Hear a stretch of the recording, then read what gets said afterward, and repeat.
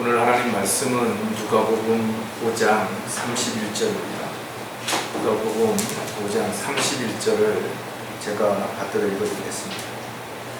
예수께서 대답하여 그들에게 말씀하시기를 건강한 사람들에게는 의사가 필요 없지만 병든 사람에게는 필요하니라. 잠깐 말씀드려서 기도드리겠습니다.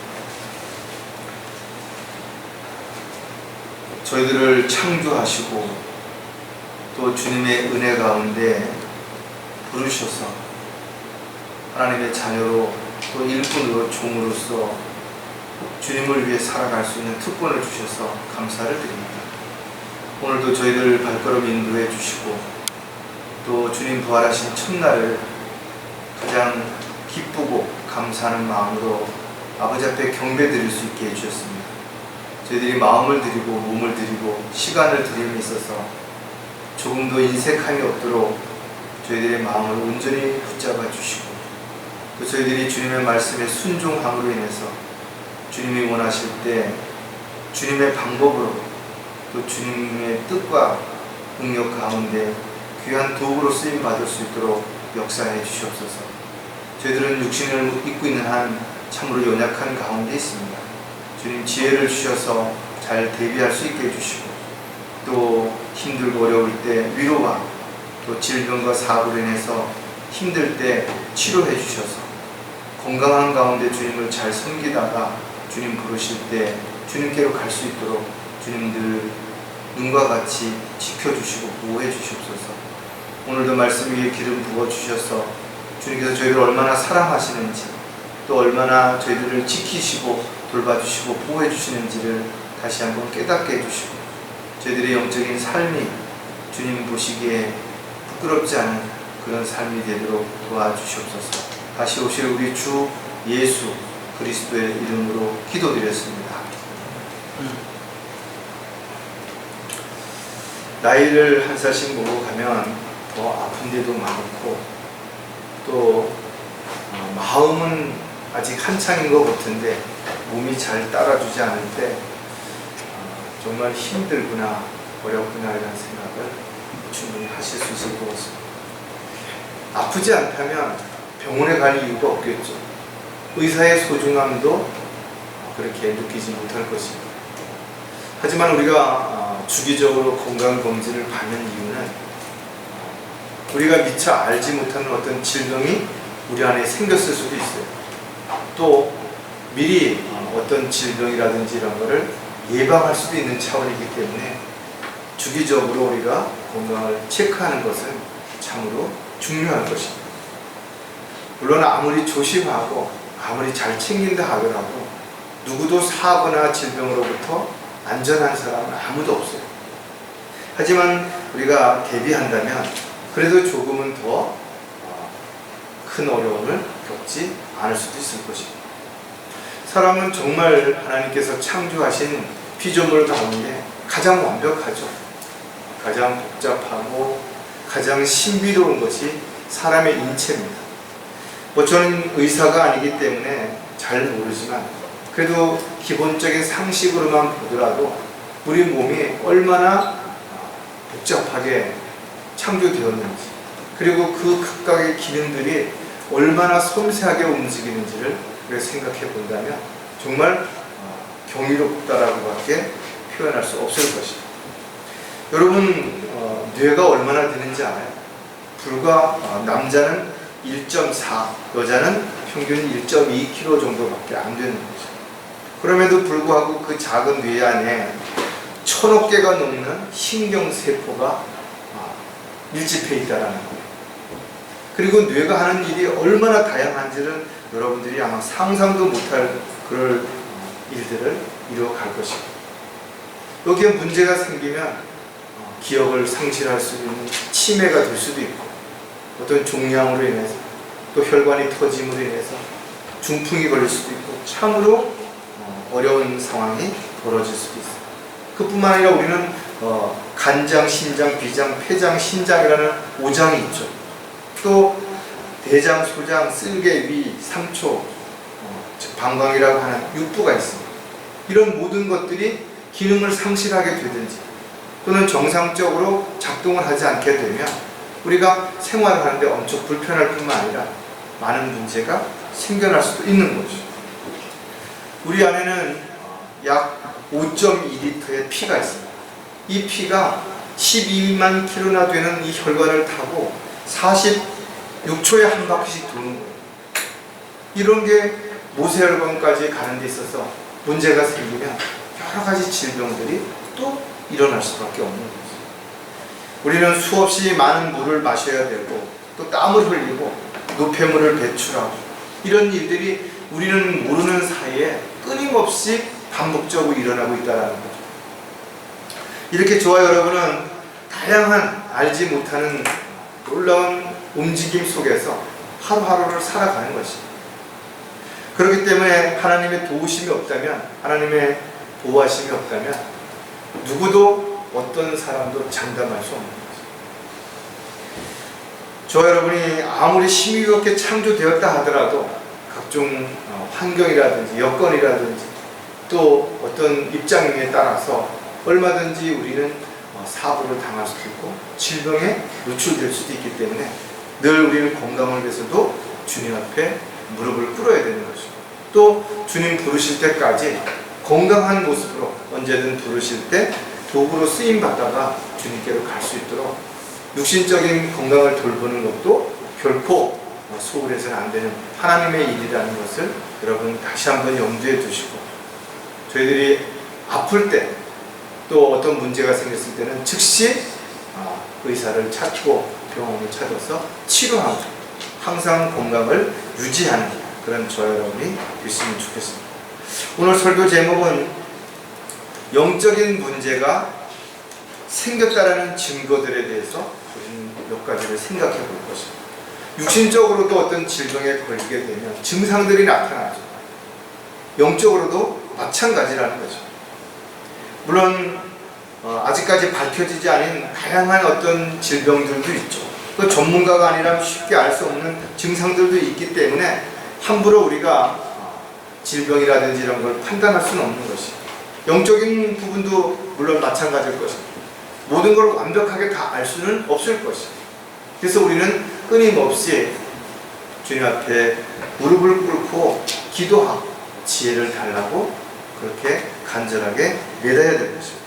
만약에 어떤 작은 이상이라도 발견됐다면 즉시 병원을 가는 것처럼 영적으로도 문제가 생겼다면 즉시 자신에게 일어난 그런 일들을 간증을 통해서 또 교제를 통해서 표출됨으로 인해서 우리가 함께 대비하고 또 기도하고 또 그 문제들을 해결해 갈 수 있는 그런 방법들을 찾아서 모두가 건강한 상태에서 몸의 장기들처럼 우리는 교회의 한 지체로서의 자신에게 주어진 역할을 충실히 잘 감당할 수 있는 건강한 삶을 반드시 살 수 있어야 될 것입니다. 가장 현명한 사람은 자신의 문제를 빨리 파악해서 그것을 즉시 해결하는 사람이 분명한 거죠. 내가 뭘 한번 어떻게 해보겠다든지 좀 기다리다 보면 좋아지겠지 이런 막연한 어떤 기대를 가지고 오히려 방치하다가 손 쓸 수 없는 그런 큰 문제로 야기될 수 있다. 또는 영적으로 믿음에 대해서 이탈하거나 실족할 수도 있기 때문에 우리는 작은 어떤 문제가 생겼을 때 쉽게 막을 수 있는 것을 괜히 미련을 가지고 또 지혜롭지 못하게 대처하지 못해서 큰 어려움을 겪는 일이 일어나지 않도록 반드시 우리의 모든 것들을 투영하는 그런 저와 여러분이 반드시 되어야 될 것입니다. 또 어떤 영적인 문제가 생겼다면 그 문제를 정확하게 분별해서 그 문제에 맞는 처방을 통해서 치료할 수 있는 그런 저와 여러분이 되어야 될 것입니다. 자, 영적인 문제가 생겼을 때 나타나는 증상들 중에 첫 번째가 뭔가 하면 영적인 귀가 안 들린다는 거죠. 사람들은 누구나 귀가 있어요. 그렇다고 해서 모든 사람들이 다 듣는 거 아닙니다. 어떤 사람은 들어도 예를 들어서 외국어를 배우지 않은 사람들은 그게 무슨 말인지 모르죠. 이처럼 우리가 어떤 거를 들었다 하더라도 그것을 정확하게 알 수 없다면 그 내용이 무엇인지를 모른다면 그거에 따라서 행동할 수 없게 된다는 거죠. 특히 우리 귀가 건강해야 되는 가장 큰 이유는 눈으로 직접 보지 못해도 멀리 있는 것도 소리를 통해서 어떤 상황이 벌어졌는지를 알 수 있다는 거죠. 또 갇혀있지만 어떤 장애물이 있어서 보지 못할 때 우리는 그 소리를 듣고도 또 어떤 상황이 벌어졌는지를 파악할 수 있기 때문에 우리는 듣는 것이 상당히 중요하다는 것입니다. 건강에 이상이 와서 귀가 잘 안 들리게 되면 그때부터 여러 가지 문제들이 발생하는 것입니다. 흔히들 이명현상이라 해가지고 귀에서 이상한 소리가 나서 벌레 우는 소리가 난다든지 바람 소리가 난다든지 이랬을 때는 엄청 고통스럽죠. 그리고 어떤 소리를 들을 때 장애가 되는 것입니다. 또 노화가 되면 점점 귀가 잘 안 들리는 거예요. 이랬을 때도 다른 사람이 무슨 얘기를 할 때 잘 못 알아듣는 거예요. 잘 못 알아들으니까 답답하고 또 거기에 대한 다양한 오해가 얼마든지 생길 수 있어요. 아무리 좋은 말이라도, 나에게 유익한 말이라도 내가 듣지 못한다면 아무런 소용이 없는 거지. 하나님의 말씀을 아무리 우리가 들었다 하더라도 그것을 내가 어떤 말인지 잘 분별하지 못한다면 그냥 이야기일 뿐이라는 거죠. 따라 저와 여러분은 영적인 귀가 문제가 생겼다면 즉시 그 귀가 왜 문제가 생겼는지, 지금 어떤 증상이 나타나는지를 정확하게 파악을 해서 그 문제를 해결해야만 정상적인 신앙생활을 할 수 있다는 겁니다. 마태복음에도 보면 가시떨기 사이에 씨가 뿌려졌다는 것은 말씀을 듣기는 하나 이 세상의 염려와 재물의 미혹이 마음을 억눌려 열매를 맺지 못하게 된 사람들이라. 우리가 하나님의 말씀을 끊임없이 들어요. 또 교제를 하면서도 들어요. 그런데 내 마음속에 어떤 욕심이라든지 세상적인 것들이 가득 차 있다면 이 하나님의 말씀이 내 안에 들어와서 열매를 맺을 수가 없는 거예요. 그냥 이쪽 귀로 들어왔다 저쪽 귀로 흘러나가는 그런 상황이 되어버리는 거예요. 시간이 아무리 많이 흘러도 아무것도 남는 게 없는 거죠. 따라서 우리는 하나님의 말씀을 들었을 때 또 간증을 들었을 때 우리가 적절하게 그 말씀에 잘 반응할 수 있도록 우리가 건강한 귀를 반드시 가지고 있어야 되는 거죠.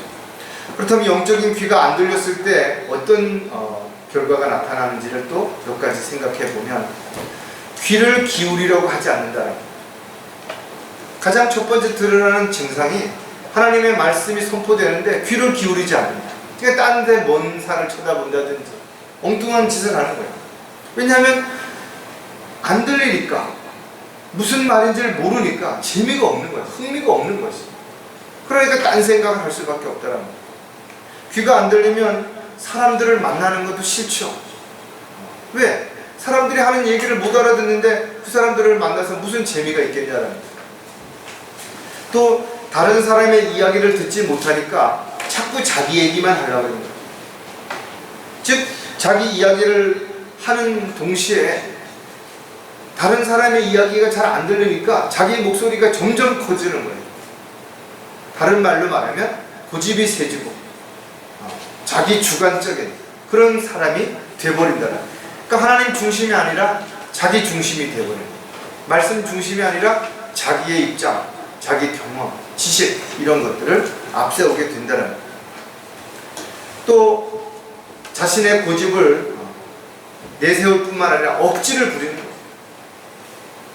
에레미야 25장 4절에 보니까 주께서 그의 모든 종 선지자들을 너희에게 보내시되 일찍 일어나 보내셨으나 너희가 경청하지도 아니하였고 들으려고 귀를 기울이지도 아니하였다.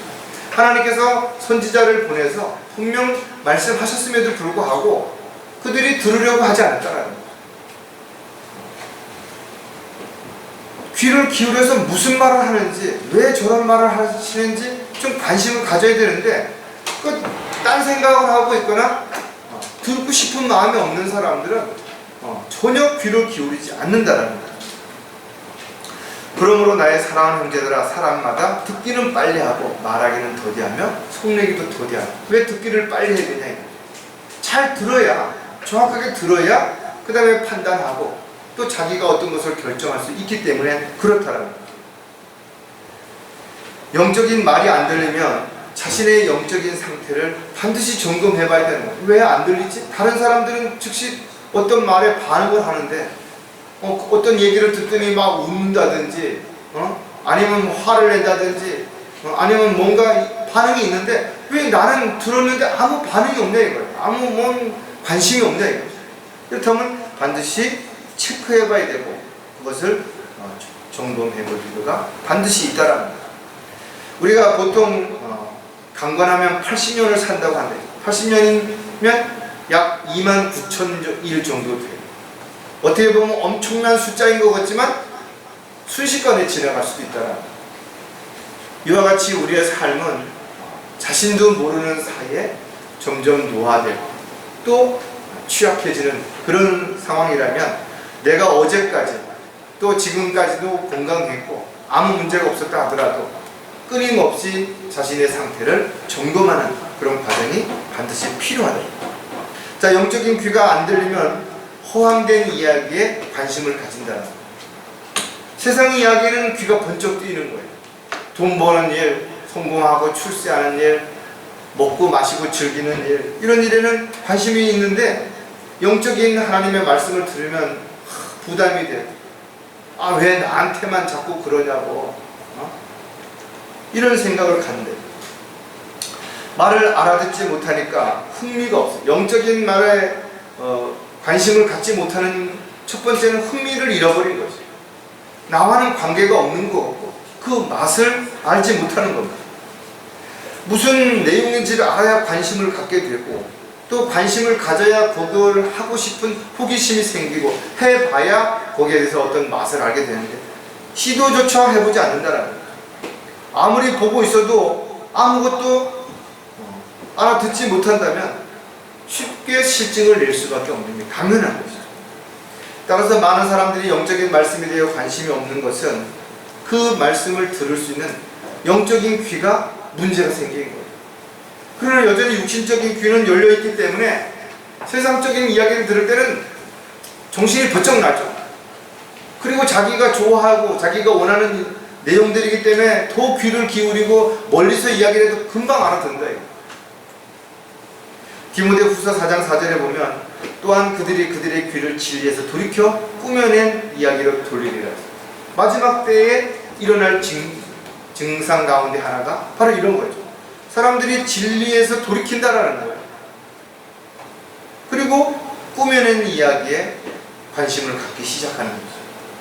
왜 많은 사람들이 진리의 말씀에서 귀를 돌이켜 허황된 그런 이야기에 관심을 가지는지를 여러분 생각해 보라요. 세상은 점점 죄악으로 가득하고 마귀는 자기 때가 얼마 남지 않았다는 걸 알았기 때문에 어떻게 하든지 믿음의 대열에 있는 사람들조차도 넘어뜨리려고 합니다. 또 그런 믿음의 형제 자매들이 의욕을 잃어버리고 하나님 앞에 붙어서 헌신적인 삶을 살기보다는 그냥 되는 대로 나만 아니면 되지, 이런 식의 적당한 그런 관계를 가지려고 하는 그런 모습들 가운데서 이런 어떤 경고를 우리에게 해주시는 것이죠. 따라서 육신을 즐겁게 해줄 선생들을 찾아서 많은 사람들이 떠날 것이고 그런 사람들의 귀에 자신을 내어줌으로 인해서 자신이 어디로 가는지 어떻게 끌려가는지도 모른 채 도살장으로 끌려가는 것처럼 그렇게 가게 되는 것이다. 따라서 영적인 말씀들보다 세상적인 이야기가 더 더 흥미롭고 또 그런데 더 관심이 많아지고 있다면 나는 지금 영적인 귀에 문제가 생겼다는 것을 반드시 여러분 스스로 알아야 되는 거죠. 그리고 이와 같은 이 증상이 나타난다면 즉시 반드시 점검을 받아야 됩니다. 영적인 귀가 안 들리게 되면 다양한 오해를 만들어내게 되는 거죠.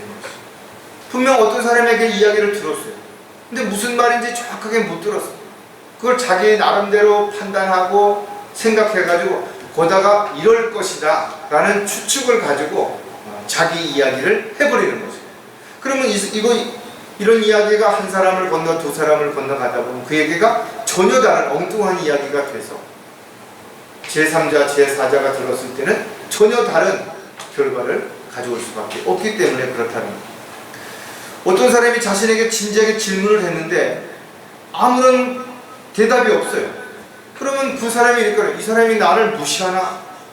왜 내가 이야기하는데 대꾸가 없지? 이렇게 이야기할 거라. 또 반대로 사람들이 모여서 웅성웅성 떠들다가 자기가 가니까 조용해지는 거예요. 아니 이 사람들이 나를 흉을 보다가 내가 오니까 이렇게 한 거 아니야? 나를 왕따시키나? 뭔가 끊임없는 이런 일들이 자기 판단하에서 일어나는 거지. 성경은 귀가 있다고 해서 모든 사람들이 들을 수 있는 것이 아니라는 것을 가르쳐주죠. 그래서 요한계시록 13장 9절에 보면 누구든지 귀 있는 자는 들을지어다 그랬어요. 귀가 있는 사람들은 들을지어다. 그럼 귀 없는 사람이 어디 있어? 근데 귀가 있지만 듣지 못하는 사람들이 있기 때문에 그렇다는 거예요. 하나님의 말씀은 영적인 것이기 때문에 영적인 사람이 아니면 알 수도 없고 이해할 수도 없는 것이 분명하죠. 영적인 귀가 막혀있는 사람들에게 아무리 영적인 이야기를 해도 소용이 없는 것이죠. 이런 사람들에게 필요한 것은 그 영적인 귀가 다시 들릴 수 있도록 치료를 하는 것이 시급하다. 따라서 영적인 주님의 음성이 잘 들리지 않는다면 즉각 자신의 영적인 상태를 점검하고 또 자신으로 인해서 또 다른 사람들이 뭔가 오해를 하고 있다면 그걸 가지고 화를 내고 누구 탓으로 돌리기 전에 왜 저 사람들이 오해를 하는지 그 부분들을 다시 한번 점검해서 자신의 말로 인해서 오해가 발생되는 것이라면 자신이 왜 그런 말을 하게 됐는지 또 나에게 어떤 사람이 전달해줬던 그 말과 내가 한 말이 어떻게 다른지를 반드시 점검하고 확인해 볼 필요가 있다는 거예요. 이렇게 영적인 문제가 생기면 육신적인 귀가 안 들리는 것처럼 영적인 귀에도 문제가 생겨서 더 이상 하나님의 말씀에 귀를 기울이지 않게 되고 허황된 이야기에 관심을 가질 뿐만 아니라 자신으로 인해서 다양한 오해를 만들어내는 어처구니 없는 이런 일들이 일어날 수 있다는 겁니다. 자, 신앙생활에 영적인 문제가 생겼다면 어떤 또 증거들이 일어나는가? 두 번째 우리가 살펴볼 내용은 영적인 눈이 점점 흐려진다는 겁니다. 나이를 먹으면 보이긴 보여요. 멀리 있는 것들은 보이는데 오히려 가까이 있는 것들이 안 보여요. 이것이 노안이라는 거예요. 그래서 우리는 그 대안으로 돋보기를 써야 되는 거죠. 마찬가지로 우리가 영적으로도 문제가 생겨서 눈에 어떤 장애가 왔다면 그것을 치료하고 또 치료해서도 해결이 안 된다면 거기에 맞는 영적인 안경을 잘 맞추어서 씀으로 인해서 잘 볼 수 있어야 됩니다. 영적인 분별력이 있다면 비록 영적으로 잘 못 들었다 하더라도 가까이서 직접 보았으면 이제는 분별할 수 있죠. 그런데 영적인 귀도 안 들리는 데다가 영적인 눈까지 안 보인다면 이제는 뭐 더 이상 영적인 것을 판단할 수 있는 그런 기회가 거의 없어져 버리는 거죠. 영적인 문제가 생기면 보아도 들어도 알지 못한다는 거죠. 그래서 자신도 모르게 엉뚱한 얘기를 합니다. 사람의 눈이 얼마나 정교한지 알아요. 하루에 약 900번 정도 1분에 15번 정도를 깜빡이는 거예요. 그 눈을 깜빡이는 기능이 없어지면 눈물도 안 나오겠죠. 그 눈이 뻑뻑해지고 건조해지면 금방 눈이 피로해질 것이고 이런 것들이 우리가 모르는 사이에 주님께서 그렇게 만들어 주셔서 완벽하게 한다 이거죠. 또 이 눈을 움직이는 근육이 하루에 10만 번 이상 움직인다. 이 근육이 점점 움직여지지 않으면 초점이 안 맞춰지죠. 그래서 난시라든지 이런 것들이 발생하는 것이죠. 사람의 눈은 150가지 이상의 색을 구별할 수 있어요. 그러나 어떤 짐승들은 흑백으로만 구분하는 짐승들도 있죠. 근데 인간은 엄청난 특별한 그런 조리개를 가지고 있어요. 어떤 카메라도 흉내낼 수 없는 그런 입체적인 것, 이런 것들을 한눈에 볼 수 있다. 하지만 몸에 이상이 생기면 눈에 쉽게 통증이 오고 또 눈이 침침해지고 눈이 건조해지고 이래서 잘 보지 못하게 됩니다. 여러분 몸에 이상이 생겼을 때 병원에 가면 의사들이 가장 먼저 뭐해요? 눈을 뒤집어 본다. 그리고 이게 뭐 이렇게 프레시 조그만 걸 가지고 이렇게 눈을 보고 초점이 잘 맞는지 눈이 움직이는지 이런 걸 점검하는 이유가 뭐예요?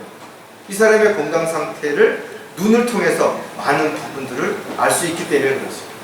그래서 우리가 눈을 어떤 사물을 보는 것만으로 끝나는 게 아니라 다양한 정보들을 통해서 뇌로 가서 모든 것을 판단하고 결정하는 아주 중요한 역할을 하는 것이 바로 눈이라는 거죠. 그런 눈에 문제가 생기면 여러 가지 오해가 되죠. 침침하다 보니까 사람을 잘못 알아볼 수도 있어요. 정확하게 안 보이고 또 자기가 보긴 보았는데 그것을 잘 분별할 수 없으니까 또 엉뚱한 얘기를 할 수도 있다라는 거죠. 이처럼 영적인 분별력이 없어지면 자기 주장이 강해지고 또 잘못 판단함으로 인해서 여러 가지 또한 문제들이 나타나게 되는 거죠. 그래서 자신의 눈에 들보는 보지 못하면서 상대의 눈에 티를 가지고 이야기하는 결과를 가져오게 되는 거죠. 영적인 문제가 생긴 사람들은 자기 옷에 어떤 오물이 묻어있는 걸 잘 못 보는 거예요. 그리고 다른 사람 어떤 모습에 조그만 걸 가지고 그냥 뭐라고 비난하고 손가락질하고 욕한다. 그래서 영적인 눈이 흐려졌다는 가장 또한 증거들이 여러 가지 있지만 그중에서 우리가 또 몇 가지를 한번 생각해 보면 영적인 눈이 흐려지면 어떤 증상이 나타나는가? 보고도 전혀 알아보지 못한다. 분명 보기는 보았어요. 그랬는데 그것을 알아보지 못하는 거죠. 여러분들도 같이 길을 가다 보면 자신은 멀리 있는 사람이 누군지를 보았어요. 또 무엇이 자동차가 지나간지 보았는데 옆에 있는 사람은 못 보는 거예요. 뭐 멀리 보지 못하는 그런 사람도 있고 또 어떤 능력이 상실돼서 잘 못 보는 사람도 있을 것입니다. 이처럼 눈에 문제가 생기면 보긴 보는데 정확하게 사물을 분별하지 못한다는 거예요. 또 깨끗하게 보지 못하기 때문에 뭔가 희미하게 보이다 보니까 착각할 수도 있게 되는 것이에요. 영적으로도 갖춰야 할 요소들이 결여되게 되면 영적인 분별력들이 점점 멀어지겠죠.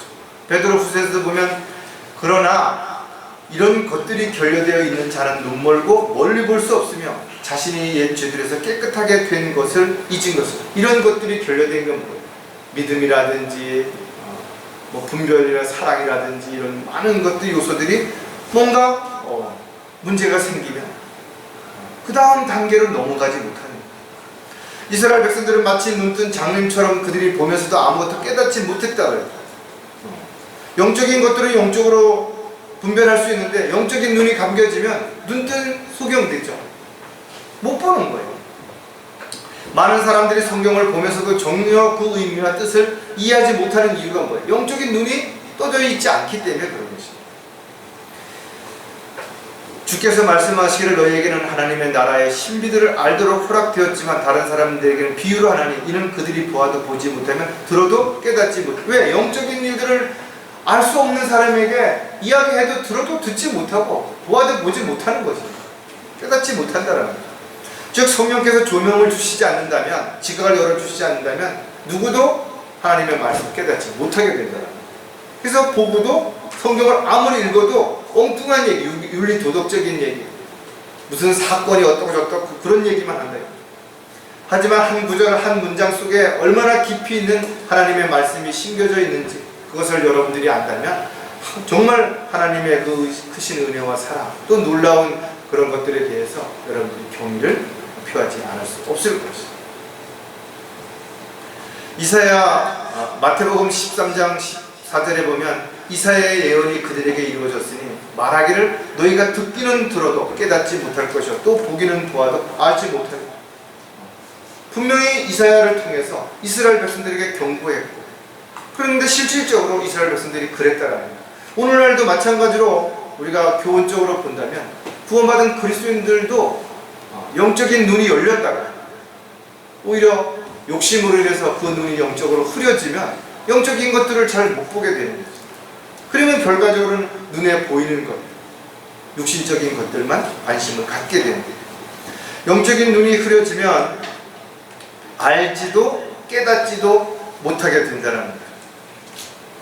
눈이 잘 보이면 굳이 설명하지 않아도 분별할 수 있어요. 내가 뭔지 정확하게 모른다 하더라도 저게 뭐 어떻게 생겼다든지 저게 어떤 일을 하는 거라든지 어느 정도는 알 수 있다 이거죠. 근데 안 보이면 아무리 설명해도 와닿지가 않는 것이죠. 따라서 영적으로 올바른 판단을 하려면 반드시 영적인 분별력이 있어야 됩니다. 눈에 문제가 발생하게 되면 다른 사람이 속일 때 그것을 잘 구분할 수 없어요. 그러니까 쉽게 속을 수 있다는 거죠. 또 어떤 것을 선택하고 실행에 옮길 때 잘못할 수 있다는 거죠. 왜? 자기가 하는 일이 어떤 건지를 잘 모르기 때문에 그런 거죠. 특히 영적인 문제에 있어서 가장 핵심적인 것이 성경은 욕심 때문에 영적인 눈이 먼다라는 거죠.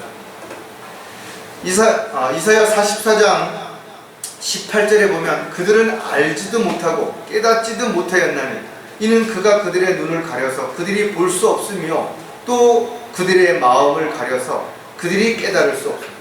영적인 눈, 영적인 마음의 눈이 가려지면 느끼지도 못하고 깨닫지도 못하는 것입니다. 이스라엘 백성들은 알지도 깨닫지도 못한 그 이유가 뭐예요? 스스로 눈을 가렸다라는 거예요. 왜? 하나님을 대적하고 하나님의 명령을 거역하고 자기들이 원하는 것들을 생각하면서 끊임없이 그들이 했던 건 뭐예요? 우상을 만들었다라는 거죠. 이방신을 섬겼다라는 거죠. 그래서 이사야 선지자는 그들이 신상, 즉 새긴 형상을 만들어서 그 앞에 엎드리며 경배하고 그것에 기도하며 말하기를 나를 구하소서 당신은 나의 신이라 하는도다. 그들은 출애굽했을 때 어떻게 했어요? 금송아지를 만들어서 거기다가 경배하고 들고 뛰고 이렇게 했다라는 거죠. 왜? 영적인 눈이 가려지면 안 보이는 거예요. 그러니까 자신들이 뭘 어떻게 하는지 왜 하는지도 모르고 알지도 깨닫지도 못한 채 엉뚱한 그런 일들을 하게 된다는 거예요. 오직 주님만을 바라보고 우리가 한눈을 팔지 말아야 우리가 영적인 삶을 올바르게 살아갈 수 있다는 것들을 우리는 반드시 기억하고 영적인 눈에 어떤 문제가 흐려진다? 그럼 즉시 안과에 찾아가는 것처럼 여러분들도 영적인 눈을 치료할 수 있는 방법을 찾아야 됩니다. 영적인 눈이 흐려지면 늘 불안과 두려움 속에서 산다는 거예요. 여러분 눈이 잘 안 보이면 어떻게 해요? 불안하죠. 앞에 뭐 장애물이 뭐가 있는지 혹시 적이 언제 치들어오는지 알 수가 없으니까 불안하다. 특히 여러분들이 한번 어둠 속에서 전기가 나갔을 때 한번 생각해 보시죠. 어디쯤에 양초가 있었는데 근데 더듬더듬 하다 보니까 뭐 상다리에도 부딪히고 어디에 모서리에도 부딪히고 자신이 어디로 가야 할지 볼 수도 없고 알 수도 없다면 불안할 수밖에 없겠죠. 두려울 수밖에 없을 것입니다. 사도 바울도 다마스쿠스 도상에서 예수님을 만남으로 인해서 어떻게 됐어요? 눈이 보이지 않았대요. 사도행전 22장 11절에 보니까 나는 그의 빛의 영광으로 인하여 볼 수 없게 되어 나와 동행한 사람들의 손에 이끌려 다마스쿠스로 간다고 했어요. 눈이 모락버리고 안 보이게 된 것이에요. 그래서 누군가가 이끌어가는 대로 끌려간 것입니다.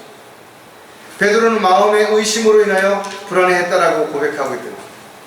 이처럼 눈이 안 보이면 누군가의 도움이 없이는 앞으로 갈 수가 없어요. 그러니까 불안하고 두려울 수밖에 없는 거죠. 누가복음 24장 38절에 주께서 그들에게 말씀하시기를 어찌하여 너희는 불안해하며 어찌하여 너희 마음에 의심이 생기느냐. 영적인 것이 보이지 않으면 베드로처럼 무리를 잘 걷다가도 육신적인 눈에 보이는 파도에 의해서 불안하니까 그냥 물에 가라앉아 버리는 거죠. 수많은 사람들이 믿음으로 출발을 했다가 영적인 눈이 멀어서 곁길로 가거나 실족하거나 이런 일들이 일어나는 거죠. 왜 성경은 그리스도인들에게 달려갈 길을 마칠 때까지 좌로나 우로나 치우치지 말고 끊임없이 앞만 보고 주님만을 바라보면 달려야 되는지에 대해서 우리에게 정확하게 가르쳐 주는 것이다. 사랑 안에는 두려움이 없나니 온전한 사랑은 두려움을 쫓아내느니라. 이런 두려움에는 고통이 있습니다. 두려워하는 자는 사랑 안에서 온전하지 못하였기 때문이에요. 저와 여러분이 주님의 사랑 안에서 영적인 눈이 밝혀져 있다면 두려워할 게 아무것도 없어요. 사람도 죽음도 그 어떤 것도 두려움의 대상이 되지 않는다. 불안함을 주지 않는다. 왜? 주님께서 함께 하시고 주님께서 나의 인도자가 되시고 보호자가 되시는데 굳이 그렇게 불안하고 두려워할 이유가 없다. 단지 영적인 눈이 밝아서 주님이 인도하시는 대로 따라가면 되는 거예요. 자, 마지막으로 신앙생활에 영적인 문제가 생기면 어떤 증상들이 일어나는지 우리가 또 한번 생각해 보면 영적인 입맛을 상실하게 되는, 이제는 갈 때까지 가는 거죠. 멀리 장애라든지 이런 게 있어서 안 들리는 것을 넘어서 이제 눈으로 판단할 수 없는 눈도 안 보이는 데다가 이제는 직접 입에다 뭘 넣어줘도 무슨 맛인지조차 몰라버려요. 미각을 상실해버린 거죠. 자기가 스스로 찾아갈 수 없고 또 듣지 못한다 하더라도 누군가가 옆에서 끊임없이 먹여주고 이끌어주면 살 수도 있죠. 좀 버겁긴 하지만 그래도 갈 수 있을 거라. 그런데 이제는 먹을 수가 없는 거예요. 이제는 더 이상 방법이 없대요. 그래서 듣는 것도 중요하고 보는 것도 중요하지만 결국은 맛까지 잃어버리게 된다면 그 상황은 돌이킬 수 없는 그런 상황까지 가는 거죠. 이런 상태가 된다면 영적으로 치유가 어쩌면 치유 시기를 너무 놓쳐서 불가능할 수도 있어요. 또 회복된다 하더라도 정상적인 삶을 살아갈 수 없고, 사람은 새치밖에 안 되는 그 혀가 어떤 불보다도 더 강력하게, 또 어떤 칼보다도 더 강력하게 사람을 해칠 수도 있어요. 또 사람의 혀에는 단맛, 짠맛, 쓴맛, 신맛 이런 것들 별별 맛을 다 구별할 수 있죠. 왜? 우리 혀에는 약 9,000개의 미각을 알 수 있는 그런 돌기들이 있는 거죠. 그럼 사람들만 그렇게 미각이 뛰어난 것 같아요? 그렇지 않습니다. 돼지는 사람들보다 훨씬 많아요. 15,000개. 토끼는 17,000개. 밀어내 보이는 소는 미각이 그 돌기가 35,000개나 되는 거예요. 혀의 맛을 알아내는 기관은 코와 연관이 되어 있어서 어떤 실험을 통해서 코를 막고 눈을 가린 상태에서 양파를 주고 감자를 주고 사과를 줬을 때 잘 구분 못하는 거예요. 그래서 여러분들이 아시는 것처럼 나이를 먹으면 점점 미각이 상실돼 버려서 맛이 없어져 버리죠. 또 특히 우리는 입에서 침이 많이 나와야 그 맛을 알 수가 있는데 나이를 들면 씹지를 못하죠. 이가 없으니까. 그러니까 침이 안 나오니까 맛을 모르는 거예요. 점점 가면 갈수록 이렇게 자신이 원하지 않아도 몸은 점점 노화되고 이 맛을 잃어가는 것입니다. 따라서 그리스도인들도 마찬가지입니다. 언제까지도 영적으로 활발하고 완벽할 수 있는 게 아니라 영적으로도 육신의 나이가 들어가면 의욕은 있어도 몸이 따라주지 않으니까 잘 할 수 없는 그런 상황이 온다라는 거예요.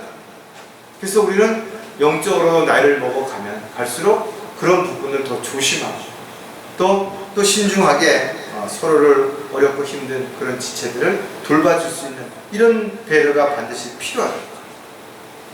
따라서 자신의 입맛을 잃은 사실을 알지 못하면서 많은 사람들은 맛이 없니 있느니 불평한다. 하지만 여러분들이 주변을 돌아봤을 때 다른 사람들은 맛있게 음식을 먹는 거예요. 아무 불평이 없는 거죠. 그럼 자신에게 문제가 있는 것이지 그 음식에 문제가 있는 것이 아니라는 거예요. 하나님의 말씀을 들을 때도 마찬가지죠. 다른 사람들이 말씀을 들을 때 아무 문제 없이 잘 받아들이는데 나만 자꾸만 무슨 엉뚱한 생각에 들고 딴 생각에 들으면 나한테 문제가 생겼다. 그래서 우리는 이와 같이 영적인 입맛을 상실하게 됐을 때는 즉시 그 원인이 뭔지 또 그 맛이 정말 변했는지 이런 것들을 정확하게 주변 사람들과 함께 살펴보고 확인해 볼 필요가 반드시 있다는 겁니다. 영적인 입맛을 상실하게 됐을 때도 특별하게 드러나는 특징들이 몇 가지가 있는데 그 몇 가지를 또 생각해 보면 가장 먼저 먹는 것 자체가 어떻게 될까요? 귀찮아진다는 거예요. 왜? 맛이 없는 거를 계속 먹으면 여러분 무슨 재미가 있겠어요? 무슨 의미가 있겠어요? 억지로 먹으라고 했을 때 여러분 몸이 아플 때 맛있는 꿀도 쓰다라는 말이 있죠. 그만큼 몸이 안 좋으면 아무리 좋은 음식도 맛이 없어지는 거죠. 이처럼 몸이 아프거나 피곤하게 됐을 때도 음식에 맛이 없는 거죠. 아무리 잘 차려진 진수성찬이라 하더라도 그 입맛을 상실했다면 아무 의미가 없는 것이죠. 단 한 숟가락도 먹고 싶지 않은 입장이라면 산의 진미가 무슨 도움이 되겠냐는 거예요. 교회 다니는 사람들은 많지만 진리의 지식에 관심을 두는 사람들은 많지 않은 것입니다. 그래서 여러분들이 진리를 그동안 얼마나 많이 사람들에게 이야기하고 성경을 이야기했는데 사람들의 반응이 어떠냐. 저도 맨 처음에는 제가 열심히 복음을 전하고 진리를 증거하면 순식간에 교회가 꽉 차서 그 다음엔 더 큰 어떤 장소로 옮겨야 될지를 걱정했는데 그럴 일이 일어나지 않는 거예요. 수많은 사람들이 어떤 관심을 가지고 오죠. 왔는데 남을 잊지 못하고 떠나간대요. 왜 그런 것입니까? 진리를 따라 살아가는, 주님을 따라 살아가는 삶이 결코 쉽지 않다라는 거죠. 남들과 같이 평탄하고 넓은 길을 갈 수 없는 거죠. 그러니까 힘들고 어렵고 고난과 역경과 시련이 닥치니까 세상으로 돌아갔거든요. 그래서 수많은 사람들이 떠나가고 소수의 진리를 사랑하고 주님만을 바라보고 두려워하고 사랑하는 그런 소수의 형제 자매들만이 끊임없이 주님과의 관계를 이어져 가는 것입니다. 앞으로 시간이 지나면 어떨까요? 마지막 때는 사람들이 물밀듯이 돌아올 것 같아요? 성경에 그런 말이 없어요. 오히려 라오디아 교회처럼 교회는 점점 세속화될 것이고 사람들은 진리를 비방할 것이고 진리를 따라서 마귀의 교리를 따를 것이고 사람들은 배교에 이렇게 빠지게 될 것이라는 것이 성경적인 가르침입니다. 여러분 큰 기대할 수 있는 부분이 없어요. 물론 우리는 새로운 형제 자매들이 붙여지고 더 신실한 일꾼들이 함께 함으로 주님의 일을 많이 하고 싶죠. 간절한 마음으로 기도한다 이거. 그러나 그와 같은 일들이 그렇게 일어나지 않을 것을 우리는 분명히 생각하고 너무 그렇다 하더라도 낙담하거나 절망하지 않아야 되는 것이에요. 누가복음 14장 34절에 보면 소금은 좋은 것이라 그러나 그 소금이 맛을 잃으면 무엇으로 맛을 내리요. 하나님의 말씀이 아무리 중요하다 할지라도 그 말씀이 듣지 못하는, 그 말씀의 의미를 깨닫지 못하는, 그 말씀을 따라 살고자 하는 마음이 없다면 무슨 의미가 있냐 이거죠. 저 여러분이 만나는 다양한 사람들이 모두 진리를 이야기했을 때 너무나 감사하고 기뻐하고 그랬던 것 같아요. 오히려 이상하게 쳐다보고 조롱하듯이 또 뒤에 가서는 수군대고 욕하고 고지식하다라고 융통성이 없다라고 이렇게 이야기한대요. 따라서 저와 여러분이 하나님의 말씀을 듣고 또 먹고 하는 모든 것들이 영적인 입맛을 상실한 것처럼 그 자체가 싫어지고 있다면 이미 이제는 더 이상 돌이킬 수 없는 그런 상황까지 와 있다는 것을 반드시 기억해야 되는 거죠. 자식뿐만 아니라 주변에 그런 사람이 있다면 여러분들이 아무리 가서 진실되게 이야기하고 진리를 말하고 앞으로 일어날 일들을 이야기해도 안 들어버려요. 안 봐버려요. 맛보려고 하지 않는 것이죠. 입에 떨어져도 뱉어버리는 거죠. 여러분 의사가 아무리 훌륭하다 하더라도 의사가 와서 환자들을 데리고 갈 수는 없잖아요. 환자가 병원을 찾아가서 의사를 만나야 질병을 고치듯 하는데 가는 그 자체가 싫은 거예요. 이러면 방법이 없다라는 거예요. 성경을 읽어도 억지로 읽으라고 해서 읽었는데 감동도 없어요. 두려움도 없어요. 깨달음도 없어요. 아무리 새로운 지식을 넣어줘도 실증내요. 그냥 입에 넣어준 우물을 한 몇 번 하다가 맛이 없다고 뱉어버리는 거예요. 삼키지 않는 거죠. 이런 상태가 좀 더 진전되면 아예 먹는 것 자체를 끊어버려요.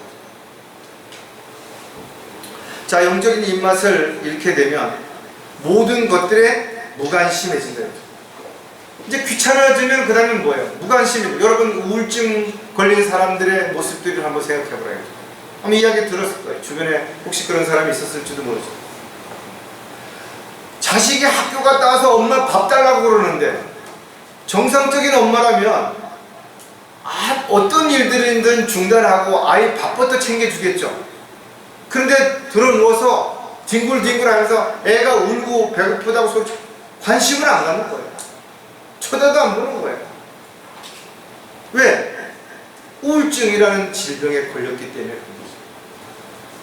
그 엄마 입장에서 그러고 싶겠어요? 그런데 이미 병이 걸려서 아무것도 할 수 없는 그런 자기 의지로 어떻게 할 수 있는 그런 상태가 넘어서 버린 거죠. 여러분, 강릉에도 맛집이 몇 군데 있죠. 여러분, 시내 다니다 보면 아주 길게 줄을 서서 있어요.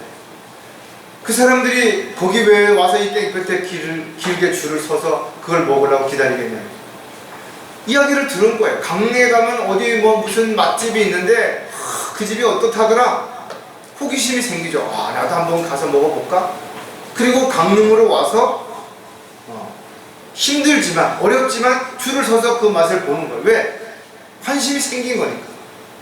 근데 여러분들, 여기 강릉에 있는 사람들은 지나다니면서 별로 관심이 없어요. 왜? 그 맛을 알고 있거든요. 별로 그렇게 대단한 거 아니라는 거 알고 있다. 이처럼 많은 사람들이 뭔가 입맛을 잃게 되면 아무리 맛있는 음식을 이야기해도 관심조차도 안 갖는 거예요. 그거 가봐야 에이, 줄만 오래 쓰지 무슨 의미가 있냐. 젊었을 때는 이만큼 맛에 대한 호기심도 있으니까 먼 거리까지 찾아갈 수도 있겠죠. 그러나 나이를 먹으면 굳이 차를 타고 1시간, 2시간씩 맛집을 찾아가서 먹느니 그냥 주변에서 그냥 아무거나 한 끼 때우자, 이렇게 되어버리는 거죠. 신명기 32장 18절에 보면 너를 낳은 반석에는 내가 무관심하고 너를 지으신 하나님을 내가 잊었도다. 구원받은 그리스도인들이 하나님 앞에 간증하고 그랬던 형제 자매들이 어느 날부터 말씀이 육신이 되어 오신 예수님을 잊고 살아가는 거죠. 자신을 위해서 십자가에 피 흘려 죽으셨다가 부활하신 주님을 잊고 살아가는 거예요. 그리고 조금만 힘들어, 조금만 어려워도 너무 힘들다, 어렵다, 고통스럽다, 언제는 주님이 나를 위해서 지신 그 십자가를 생각하면서 또 지옥의 그 고통으로부터 벗어난 걸 생각하면서 어떤 처지에서도 감사하다고 고백했던 사람들이 아주 작은 일에 불평하고 하찮은 일에 화를 내는 이런 일들이 일어나는 이유가 뭐냐 이거죠. 영적인 문제가 생겼기 때문에 그렇더라. 새로운 지식, 그 어떤 것도 그를 호기심을 자극시키지 못하는 거죠. 어떤 음식을 갖다 놔도 입맛을 잃어버린 사람에게는 그냥 귀찮을 뿐이라는 거죠. 영적인 상태도 마찬가지다. 이런 상태로 점점 더 나가고 되는 치료가 불가능한 그런 상태가 됩니다. 따라서 우리는 뭔가 영적인 문제가 생기면 귀가 안 들릴 때, 눈에 안 보일 때, 약간의 문제가 생길 때 빨리 치료하지 않으면 이런 단계들을 거쳐서 돌이킬 수 없는 상황까지 갈 수 있다는 거죠. 또 한 가지 보면 영적인 입맛을 상실하게 되면 영적 영양 결핍 상태가 됩니다. 자, 못 먹으니까 가장 두드러지게 나타나는 게 뭐예요? 몸이 쇠약해지는 거죠. 근육이 빠지게 되고 힘이 없어지게 되고 의욕이 상실되는 거죠. 음식을 골고루 잘 먹고 소화하고 그래야 에너지가 충만해서 어떤 일이든 할 수가 있는데 입맛도 없고 귀찮고 그러다 보니까 두 끼도 먹다가 한 끼도 먹다가 아예 귀찮으니까 뭐 안 먹어버리고 영양의 균형이 깨지죠. 조화가 무너져 버리는 거죠.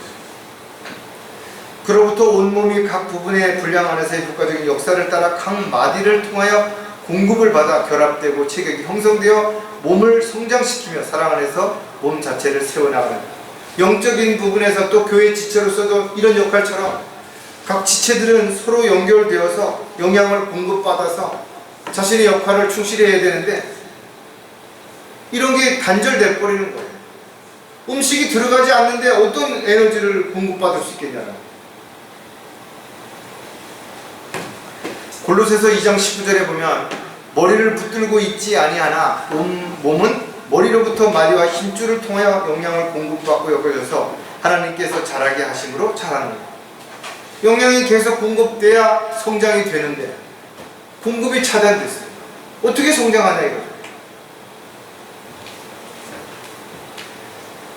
영양이 공급이 충분하게 공급되지 못하면 가장 먼저 영양의 불균형이 일어나는 거예요.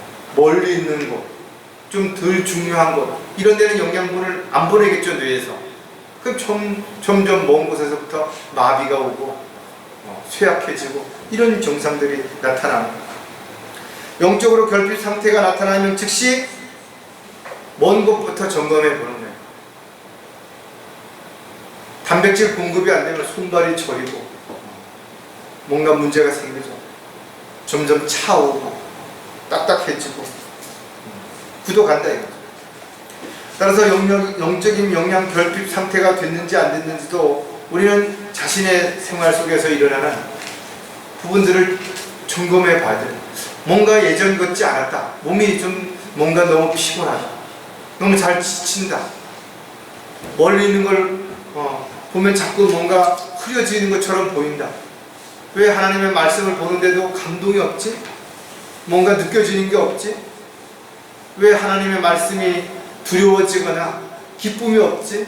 뭔가 내 안에서 일어나는 일들이 하나씩 점검해 봤을 때 예전하고 달라졌다 이거죠. 그렇다면 난 지금 영적인 문제가 생겼다라는 거죠. 그리고 그 문제가 크지는 않지만 살아가는데 당장 불편한 건 아니지만 그러나 이 문제를 방치했을 때 또 다른 문제로 연결될 수 있다는 것을 여러분들이 경각심을 가진다면 자신에게 일어나는 영적인 문제들을 점검해보고 우선 잘 안 들린다. 듣고 싶지 않다. 들어도 뭔가 남는 게 없다. 또 눈에 보이지 않는다. 봐도 뭔가 즐거움이 없다. 뭔가 침침해서 올바르게 분별이 안 된다. 가장 중요한 건 말씀을 입에 떠넣어줘도 먹기 싫다. 무관심해진다. 그렇다면 이제는 영적인 문제가 심각해졌다는 걸 우리가 반드시 기억하고 여러분이 지금 당장 영적인 문제가 없다 하더라도 우리가 건강검진을 받는 것처럼 예방 차원에서 자신의 상태를 가끔 한 번씩은 점검해 확인해보는 그런 과정들은 예방하는 차원에서 또 우리가 모르는 질병을 속히 발견해서 해결할 수 있는 좋은 계기가 될 수 있다는 것을 생각할 때 여러분 끊임없이 하나님의 말씀을 통해서 자신을 점검해보는 그런 저와 여러분이 되시기를 주님의 이름으로 부탁을 드리겠습니다. 기도하겠습니다. 하나님 아버지, 하나님께서는 저희들이 무엇이 필요한지 또 어떤 문제가 있는지 또 어떤 잘못된 일들이 일어났는지를 성령님을 통해서 끊임없이 경고하고 또 가르쳐 주십니다.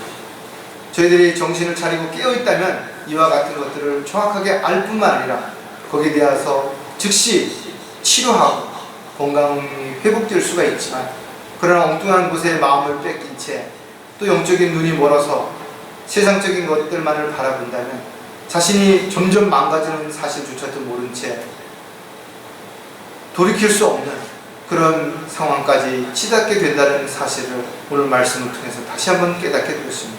저희들이 말씀을 통해서 끊임없이 자신을 점검하고 또 확인함으로 인해서 늘 주님과의 관계가 올바른 또 건강한 영적인 삶을 살아가는 그리스도인들이 될 수 있도록 도와주시옵소서. 다시 오실 우리 주 예수 그리스도의 이름으로 기도드렸습니다.